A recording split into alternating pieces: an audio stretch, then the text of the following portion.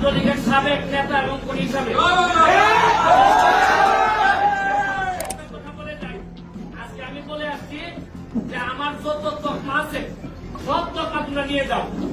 আমার মানবতাবাদী বলতে এখন তোমরা বেঈমান বলো, কোনো অসুবিধা নাই। শেষ বিন্দু পর্যন্ত আমি বঙ্গবন্ধু কন্যা জননেত্রী শেখ হাসিনার সাথে আছি এবং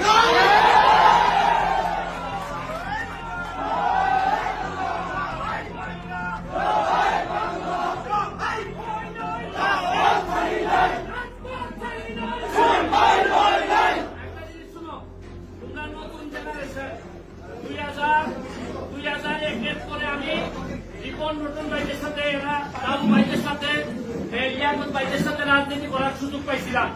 বিরোধী দল আমরা জানি যে কি খারাপ অবস্থায় আমরা রাজনীতি করে এই জায়গা পর্যন্ত আসছি। তোমরা আমাদের উত্তরাধিকার, রক্তের একটা তাসির আছে। আদর্শের সৈনিকরা যদি একবার দাঁড়াই যায়, একবার তাদেরকে কেউ আর দাবাই রাখতে পারে না। আমার ছোট ছোট ছাত্রদেরকে এরা মাথা ব্রেইন ওয়াশ করছে।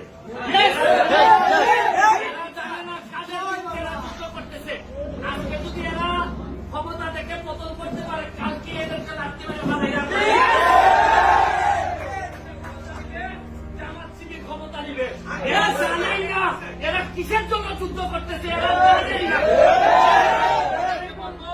যতটুকু পারো ছোট ভাই যারা আছে বুঝাবা, তবে এদের সাথে যারা জামাত বিএনপি ছাত্র শিবির যারা আছে তাদেরকে প্রতিহত করার জন্য বাংলাদেশ ছাত্রলীগ একটা বড় ভূমিকা রাখবে।